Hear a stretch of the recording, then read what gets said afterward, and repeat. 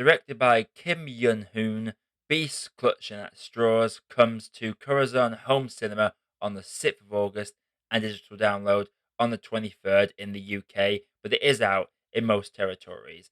How does this South Korean crime dark comedy stand up? Let's find out.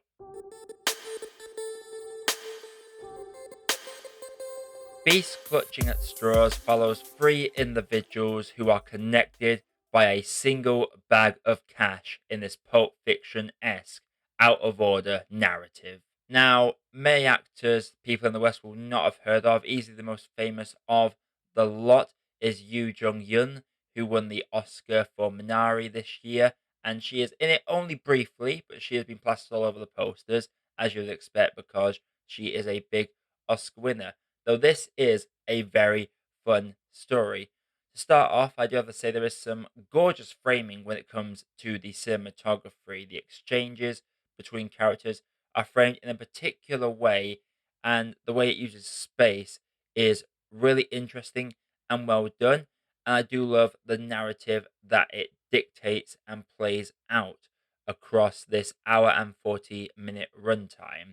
The characters involved in this are not entirely likable. I think there's one or two characters that are genuinely likable people, but there are some people that you just absolutely hate, and you can't wait to see them get their comeuppance for some of the actions that they take throughout this movie. It is very much one of those normal people being in over their heads when it comes to crime stuff, and they are constantly freaking out over the different scenarios and situations that they find themselves in. My favorite performer in this one has to be Jun Do Yun, who plays easily the most dislikable character within this movie, but she has a lot of very fun moments, and there are some twists and turns with her character along the way that you genuinely do not see coming. She is by far the thread that connects these three separate stories. Just like with Pulp Fiction, the story is told out of order. You'll see events playing out in sequence that are out of order. There are moments that you only discover later on that take place way before scenes you saw earlier on in the movie. The bag of cash, when first discovered, that first scene in the timeline takes place what should be within the last half hour of the movie. But I do love how it connects and shows you each character and the journeys they go through, and how they're just connected by just the simple thing of greed. This is very much a film with the theme of greed overriding it, and how money can make us do the damnedest of things. Sung Woo Bae is easily the actor that plays the most likable character within this, though I'd say they have the most boring of the three stories going through this narrative.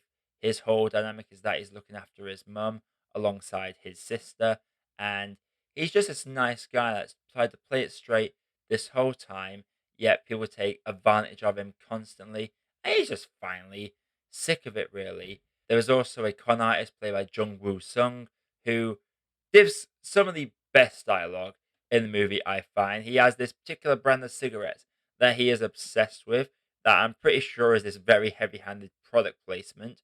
I'm not from South Korea, so I'm not entirely sure as to the relevance of a cigarette packet or how popular they are over there. But I do love the analogy and how much he puts behind this particular brand of cigarettes.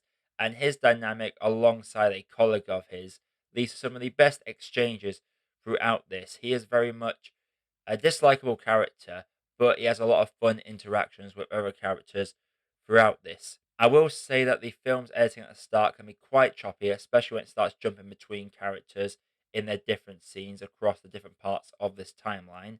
But once things start to level out around the half hour, the 40-minute mark, it turns into a big barrel of fun. It is very good at its dark humor. Like in Britain, we love ourselves a bit of dark humor, and I feel like this film did a very good job of just giving some very blunt yet very dark comedy, such as someone just walking to a house and someone's dragging a body and just expects you to help automatically.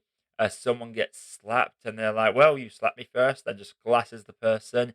This is a very violent movie with very shocking imagery, but it doesn't show you everything there and then. It very much cuts away before the pivotal things, but you know what's going on, and it can be quite shocking at times, especially when it comes to some of the bigger characters featured within this. I enjoyed the characters through this. I really enjoyed the different stories that was telling. I love that none of these are really likable people for the most part, but you can at least relate to their struggles a tiny little bit. There's this cop character that keeps showing up at random times to mess with one of our main characters, and he reminded me a little bit like the cop from the anime Higurashi, who just always seems to show up just to bother the main character, like he knows everything's going on, even though he doesn't really, but he acts like he does, and he always seems to know exactly who's at fault and who's in the wrong here.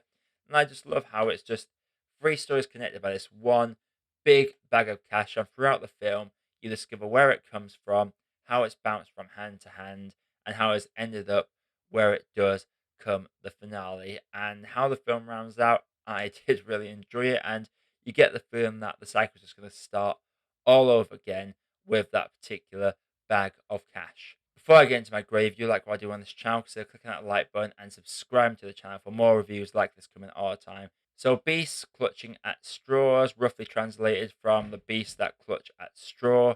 It is a fun movie. It's very much a South Korean Pulp Fiction tale with several characters that are in over their heads over a certain bag of money, and just some of the dark comedy really is hilarious. And I do love how it seems like every actor in this is having a lot of fun with it. I would definitely recommend checking it out. If you're in most territories, you should be able to see it already. But if you have Curazon home cinema, then do be sure to give us a check out on the 6th of August. For me personally, I'm going to say the only problems I had with it was there was some pacing issues at the start, and there are some characters I would love to have seen a little bit more of. But with that being said, for me, Beast Clawing at Straws is a tea that needs more sugar. So Beast Clawing at Straws, have you happened to check it out? Let me know what you thought down in the comments below. Let me know of any other South Korean films you would like to see me check out. Be sure to stay subscribed for more reviews and video essays coming all the time on this channel. And until next time, my name is Josh. I have been a Movie Apprentice, and I'll see you in the next video.